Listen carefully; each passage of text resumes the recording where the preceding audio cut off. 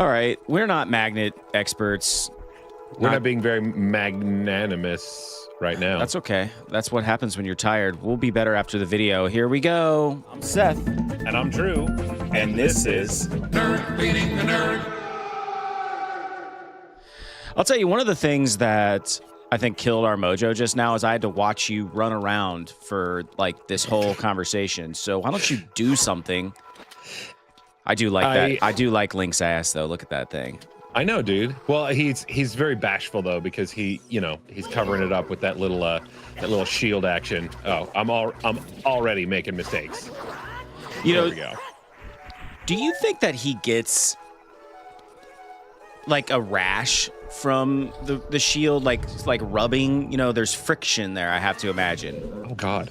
Or do you think something's built into his loins that are like, I don't know, padded?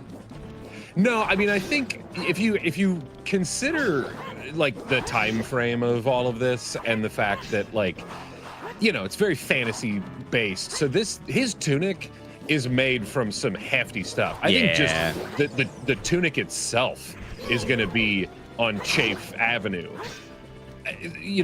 The shield, no, it's totally fine. It's like he's wearing felt. You know what I mean? Like that's the whole frickin'. Okay, I better get something good from beating up two giant skeleton. Okay, this doesn't bode well. Tiny chest. So there's nothing wrong with the tiny chest. Do you think that? Okay, speaking of tiny again. Sorry, small key. No, that is a very average key. Okay, it is a very average key. Some would say it's a very big key. It really depends on the lock, but that's a big key. That is a very large key. That's right. The lock might just be big, to your point. It might get lost in the lock. That's true, dude. Come on. So you think that he just, his body just adapts to the wardrobe, to the fabric, if you will. It probably, over some time, he probably chafed at first, and then it kind of rubbed down. You know what I mean? Like, it whittled its way down. A callus, Yeah. But I think like the fabric itself was whittled down a bit. You know what I mean? It became smoother. True. It became part of him. He probably doesn't shower a lot either, so that creates a little bit of friction. When's the last time you had a big nasty chafe session? Well, I mean, and are you a baby powder guy, or are you a chafe lotion guy? No, I just suck it up. Really? That is the toxic masculinity of me. It's okay. First of all, it's called baby powder. It's not called, man powder. All right. And I'm not saying that if you use baby powder, there's something wrong with you. It's totally fine. If that's your thing, that's your thing. That's just not me, dude. I don't want to create a non-Newtonian fluid in my crotchal region, dude. I don't want that. I don't want people to look at me and smell baby. I don't want people to look at me and smell anything except for, I think my cologne's Versace. I was gonna say Calvin Klein. No, Versace. It's like a blue bottle with like a picture of a goddess on the. It's like I don't know. It's weird. It's fine. Okay, I don't want to use my keys yet. Okay, so let me just paint a scenario for you.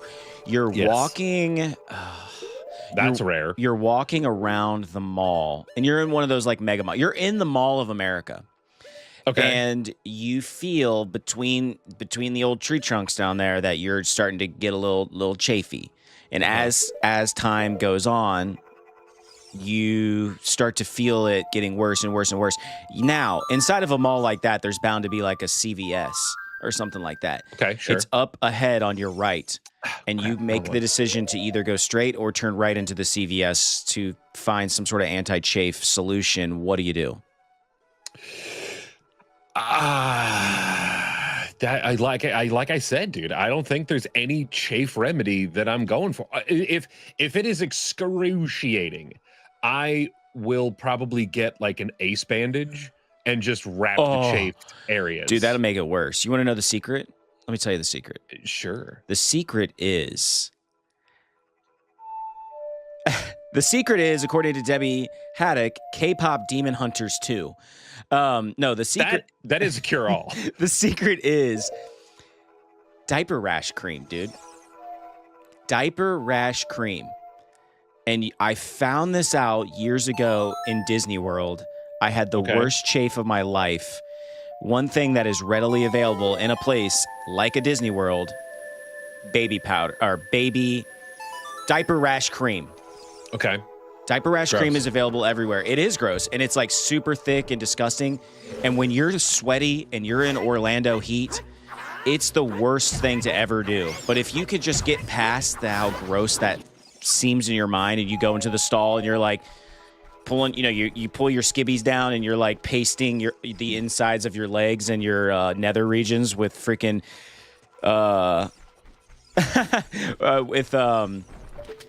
with baby.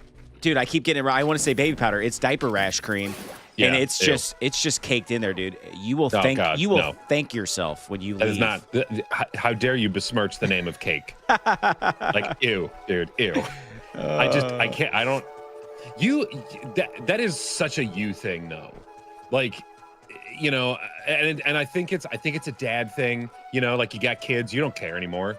You gave up on life. Yeah, you gave up long ago. You're not cool anymore. And you just do. It's very utilitarian, is what it is, and that's kind of the story of my life. Like I'm all about the utility of things. Just to clarify, Debbie was not saying that the cure for chafe is K-pop Demon Hunters 2. She wanted me to clarify that. She said, no, I was not talking about that. The secret code is K-pop Demon Hunters 2. Okay, just wanted to make sure that we don't take anything out of context here. Brusha, CJ, let's just call you CJ. Man, I miss this game, man. Me too. Seriously. I mean, I'm glad that I get. No, please no. Oh, son of. Oh man, you brought up something earlier, Drew, that I want to address, and it's like I'm like molding this in my head a little bit, kind of like a piece of clay. This idea is a fresh piece of clay, if you will. It's not. We're gonna do some ghost here and have some clay, and there's gonna be a Patrick Swayze feeling up on you. Exactly. It's not fully formed, so let's formulate this idea together. But isn't it interesting how, you said you had Versace cologne. Mm-hmm. I'm going to go ahead and take a wild guess, because we've been best friends for many years, that you don't own anything else Versace in your entire life. And this is correct. So isn't it strange? And I'm the same way. Like, I think God, I feel like I have Calvin Klein cologne or something. I don't own anything Calvin Klein. I don't own anything Coach, or just insert Prada, insert any of those high-end brands. But yet we buy their colognes. You know what I'm saying? No one's came into the cologne game and been just the everyman's cologne. Not even for price, but do I even want to be associated with Versace or Prada or any of that stuff? You know what I'm saying? No, I get it, man. It's, to me though, it is the separate the art from the artist equivalency. Okay, hold on a second. This is some bullshit, dude. Okay, I killed 2 giant skeleton dudes and got a tiny little chest. Granted, there was a key in it, but I killed 1 floating, flaming head skull with dumbass bat wings. And what am I going to get? Compass? I got the freaking map. I'm the map. Dude, F this, man. What are you even doing? You don't even use the map, do you? But F this. But do you get what I'm saying about the clone thing? Can we just put it? We can put a fork in that. The thing is, though, like I said, it's the separate the art from the artist situation in the true form of it's the smell. It's the smell that I'm after. It's not the name of it at all. I don't care what it is. I had to legitimately look at the bottle one day because someone was like, "Oh my God, it smells so good, dude. What is that?" And I was like, I don't know. I also don't know why I put a bomb there. That's fine. It's all right. Got problems, dude. You good, bruh? You good? Ooh, here we go. Yeah, I don't know. It's just funny. It's just it's department store mentality is what it is. It was instilled in us as a young kid. It's need some new cologne? Go to Kohl's. Go to Penny's. Yeah, and just walk around and get aggressively sprayed in the face by those people at the perfume counter or cologne counter, whatever you want to call it. Bro, the thing too is like, oh dang it! I was hoping to roll, not. Yeah, I was like, damn. For a second, I was like, you don't take fall damage in this game, but you do. No, I totally do. You don't. Oh, damn it, dude. What? No, I'm timing everything so wrong. F out of here, bro. Let's go. It's okay because you are so right, my friend. Well, being okay. with you feels so right. I'm not gonna risk the fall damage again. I don't think. Here we go. All right, let's just go. Let's just climb down. Let's not jump. Let's just climb. Being with you feels so right, my friend. Okay, enough about Cologne. This is a great thing that was brought up in the chat. Red Jared C. What would a fun afternoon look like for you guys? Say it's 2 p.m. You finished all responsibilities for the day. What do you do next? I love this question. I mean, what do you do, Drew? It's the default surprise video games. Or there's a nice little rotation of things. It's video games, manga, or falling right back into a long running series. Either I'm going to binge watch something, or I'm going to go, okay, it's 2:00. I think I could cram in the Lord of the Rings trilogy extended edition. I think I could do that. Like, yeah, it's late in the day to start, but you know what? It's totally fine. I'm not going to fall asleep during Return of the King, because how could I? That would be less famous. If anything, you fall asleep during the Two Towers.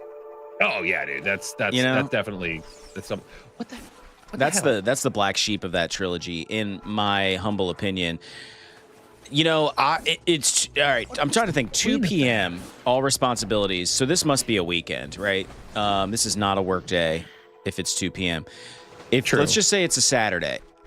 To be perfectly for real. Mm-hmm. Oh my God, what am I doing? As a father, if it's 2 p.m. and all my responsibilities are done, like someone's gonna bug me. Like someone's gonna bother me. I'm gonna try to like escape and try to play a video game, but immediately, I'm gonna get the like, Dad, like yelling down the stairs, asking me to do something, or my wife will be like, "Key, that's right." My wife gets that sixth sense, as wives often do, and she just knows I've no responsibilities left, and she's like, free time. He must be relaxing in his office. He must be about to play a video game. Yeah, just about ready to boot up. And then like she a just Red Dead Redemption comes in 2, like, hey, do you think you can, I don't know, like hang up a bunch of shit upstairs? Hey, do you think you can clean the garage? You haven't mowed the grass. Yeah, but it's been kind of like dry out. Like, does it really need it? Yeah, it's starting to look bad. Oh, yeah, dude. So yeah, that would be my Saturday. But if I had it my way, I would probably play video games. Oddly enough, I don't watch a lot of TV during the day. I'm mostly a nighttime like watcher, and because I go to bed pretty early, I only get maybe 1 to 2 hours of indulgence per night. Sure.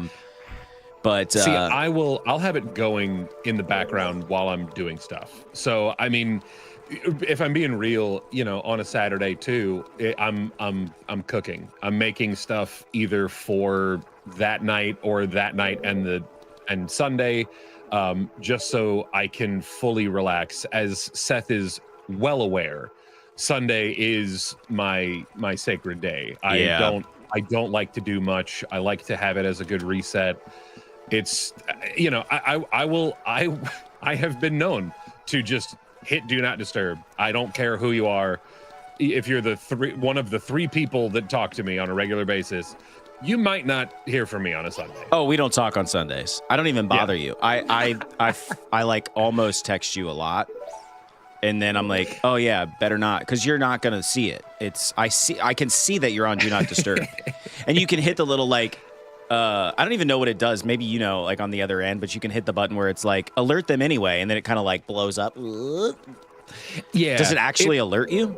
I think so. I mean, and here's the thing. That's a bold move, by the way. If you do that to somebody that like strategically has do not disturb on, and you disturb them anyway, it better be for a good reason.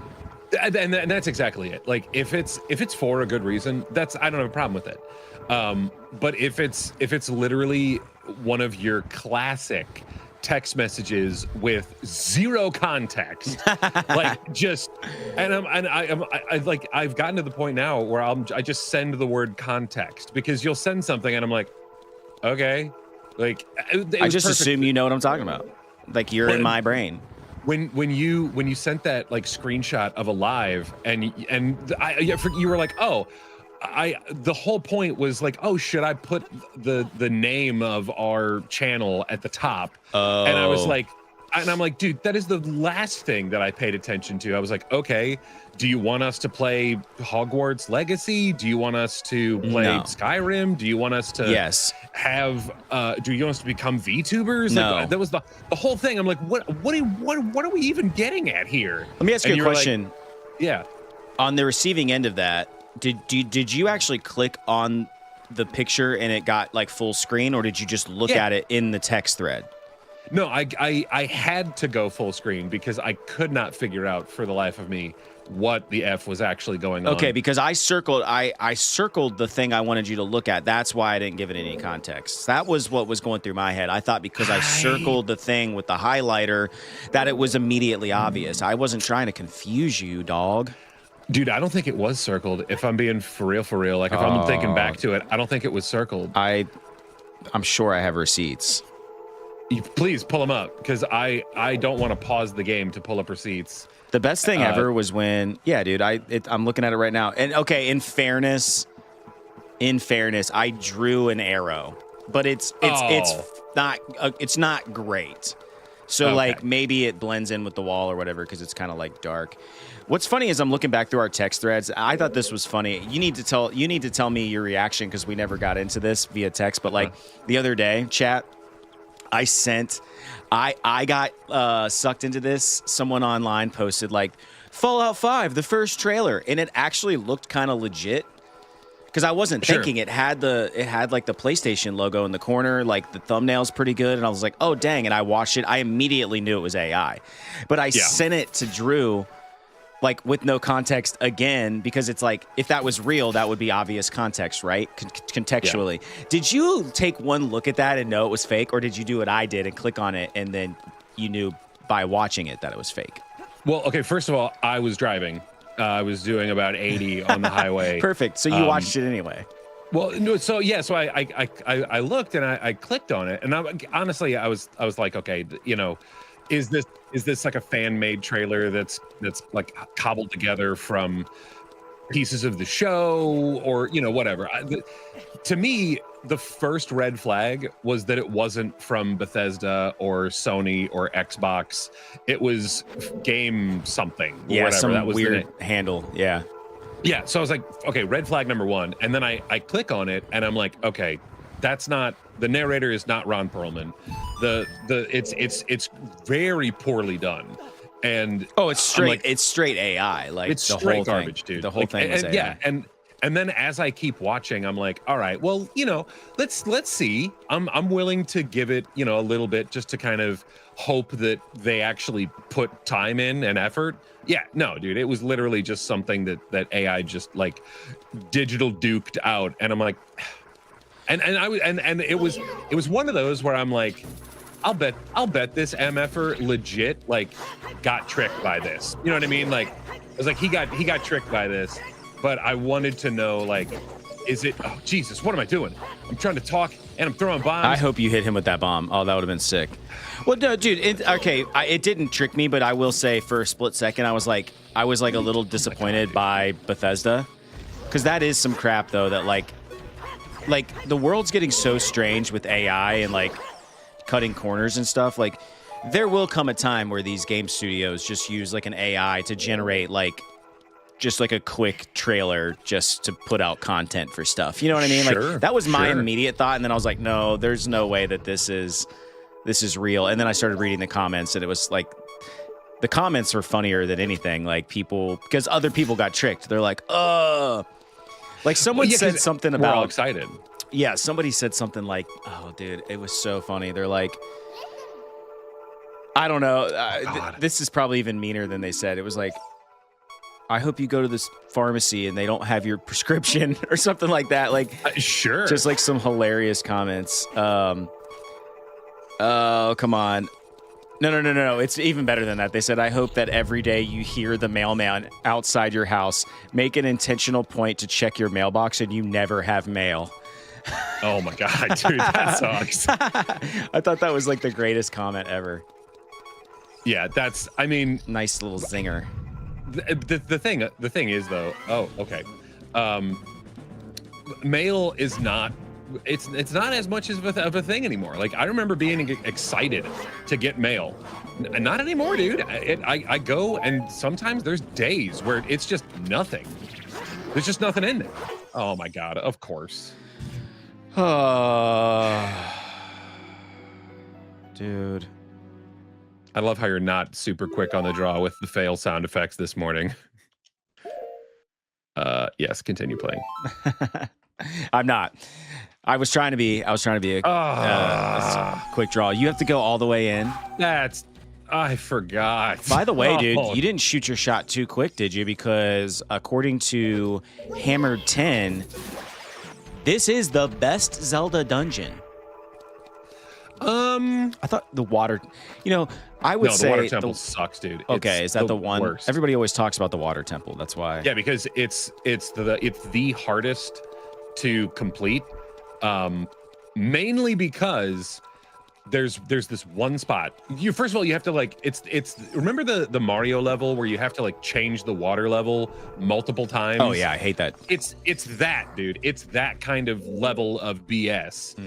And dude, I don't even remember where the frick I was. This is so embarrassing.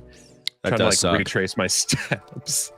But yeah, and there's one spot where you're in this little corridor and you have to turn around and go under something and look up, and that's where you'll find the spot where you have to hit. It's that secret Zelda G spot, bro. Oh yeah. And you got to hit it to get the water level just right so that you can move on. And I know I was a kid. I was stuck there and I just languished in self-pity the whole freaking time. I had to ask a buddy, hey, can you tell me how to fix this, how to beat this? And he was like, oh dude, I burned through the water temples. I was like, you freaking Boy, Seth, we sure had fun today, didn't we? So long, folks. Come on, Seth, say goodbye. Where are we going? The show's over. See you next time. Next time? When is that? Pretty soon. Don't worry. Pretty soon? But how long is that? In a little while, man. But what am I going to do till then? You can hit the subscribe button so you can stick around for more content, or feel free to watch some of our past stuff. Don't forget to come back soon. Because we'll be waiting here on Nerd leading the nerd. What? Nerd leading the nerd.